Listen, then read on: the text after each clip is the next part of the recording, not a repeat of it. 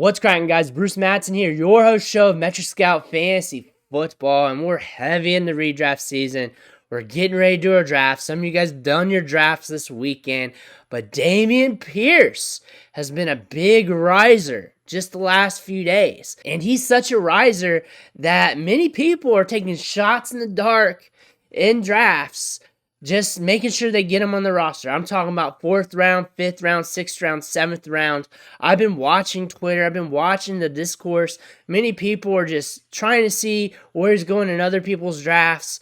A lot of people were saying, hey, in my home league draft, he went here. My home league draft, he went there. And he's all over the place. From like the 4th-ish, 5th-ish round, falling all the way to the 9th-ish round. And you're not getting a good consensus. So what I did was look through some ADP. I looked through multiple different sites. I actually went to 4for4, pulled up the ADP from there. We're going to look at it from here and looked at the average from all the sites. So at Underdog right now, he's an 85 ADP, and I checked on 4for4. The update was for today. So this is pretty current. And then I jumped on some Underdog drafts just to see where he was going in my drafts. So I jumped in some cheap drafts, and I did 3 of them today, and he was going like 6th and 7th round in my drafts. So really, the Underdog ADP and probably all these ADPs right here that are listed are probably old because he's moving up so quick, and people are talking about him so much. I'm talking about since Friday, Saturday, and it's been a locomotive that just went off the rail. But right now, Underdog ADP 85, CBS 63, ESPN 104, behind the 8 ball, but I don't really count their ADP. Unless you're using their site and you have to use it to play with, you might be able to manipulate it with your draft mates. That's why I got all these pulled up. FFPC 81, that's high stakes leagues, so usually they're a little bit ahead of schedule. But with things coming out so quick that I feel like the ADPs might be a little late on stuff. NFL 155, Yahoo 105. I've seen people like Evan Silva mention that he's not making it to the 6th round in his drafts because he's snatching them up. I'm seeing people say a lot of similar stuff like that. So I'm seeing them go in the 5th round. At least people are saying they are. I'm also seeing people snatch them up in the 7th round, 8th round. I don't think that's going to happen too much longer. I look for him to at least go in like the 6th, 5th, maybe 4th. And if you want him in your leagues, you're probably going to have to be aggressive because somebody is going to be aggressive in your leagues. So that's what I'm looking at. When you average all the sites together, and there's a couple other sites, there's some best ball sites and stuff like that. He is at a 905, 9th round, 5th pick in a 12-team league. I feel like that's kind of low. And the consensus, just from what I'm reading from the tea leaves, from the market on social media, is like early 6th, mid to late 5th. That's what I feel like is the sweet spot in his perceived ADP for me, just from what I'm looking at from draft boards, what people are talking. That's where I feel like he's starting to nestle in at, and more talk's going to come up throughout the week, so we might hear more stuff from him that jumps his ADP or stabilizes it more to what I'm talking about. But I feel like 905 average draft position is not where you're going to get him at. You're going to have to pay up a little bit. You're probably going to have to pay a 6th. Probably going to have to pay a 5th. And when you pay those prices, this is what we're going to be looking at. Here's the RBs in his range, going from the late 7th round to the late 4th round. So Tony Pollard, Miles Sanders, Dameon Harris, those are the 7th round backs from 705, 710, 711. And this is from the ADP average together. So you got your basic ADP from your basic sites, and then you got like your FFPC ADP, all that stuff mixed in together. So you may not agree with some of this, but it's average draft position, and it's updated for today.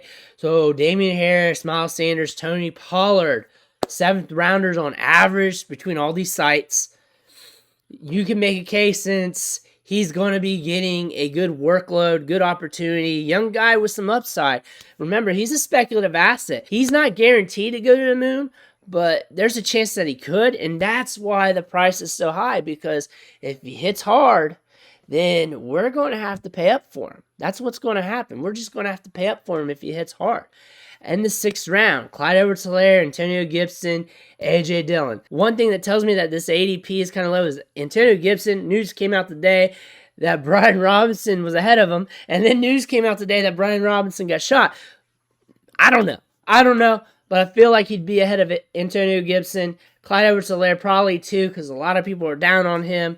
A.J. Dillon's probably the sweet spot for me. However, Elijah Mitchell, I'd probably put him ahead of that, because I don't know. I feel like this Houston Texans offense is going to be a little bit better than what we think.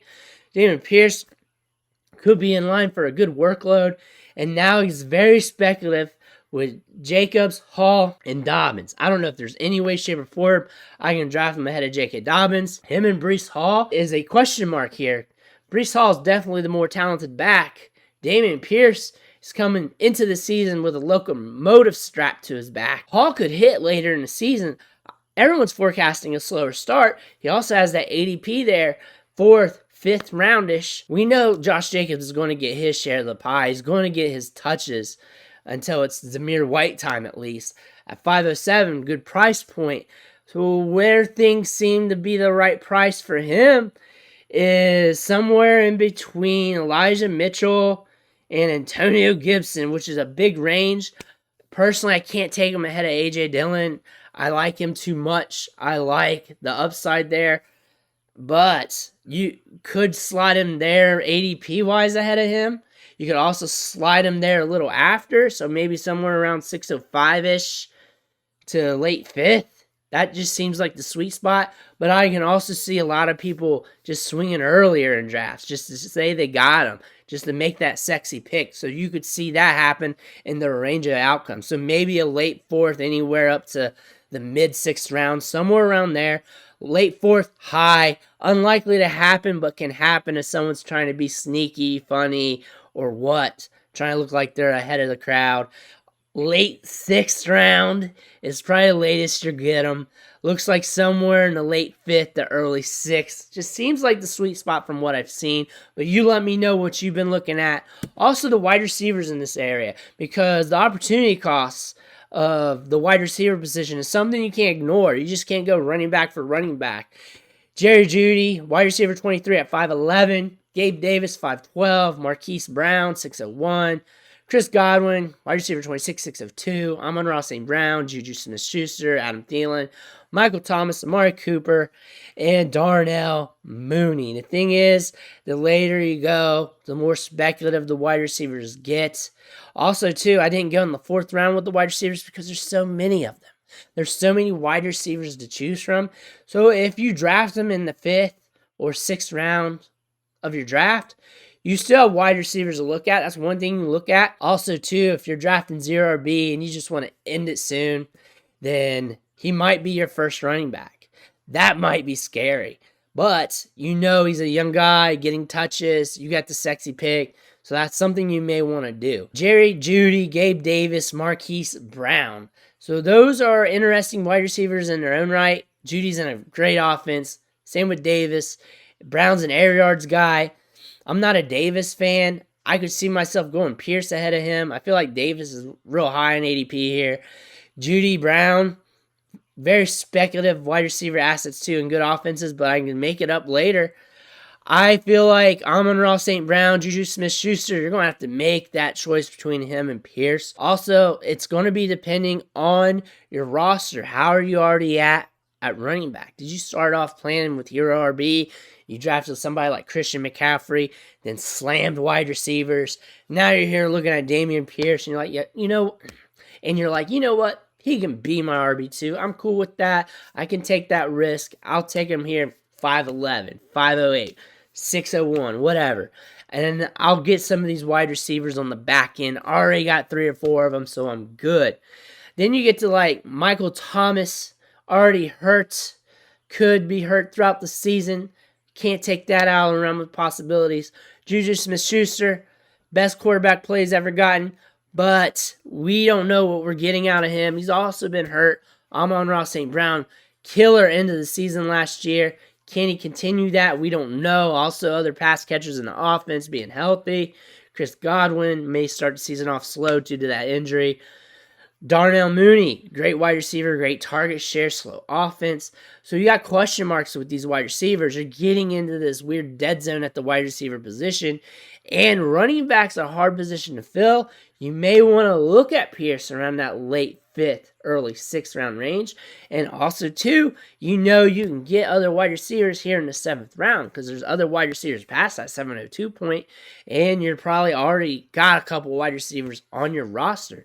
I would not feel good if I'm submitting my lineup week 1 and he is my RB1. I wouldn't feel good about that. If he's my RB2, I'm okay. But if he is my RB1, I better be jacked at wide receiver. And if I'm going 0RB, I'm going past the 5th and 6th round range. I'm drafting some of these wide receivers, and I'm looking at my first running back at the earliest, maybe 8th round, 9th round, but I may go past that. I often do when I go 0RB. I do not cut it off early to get a running back.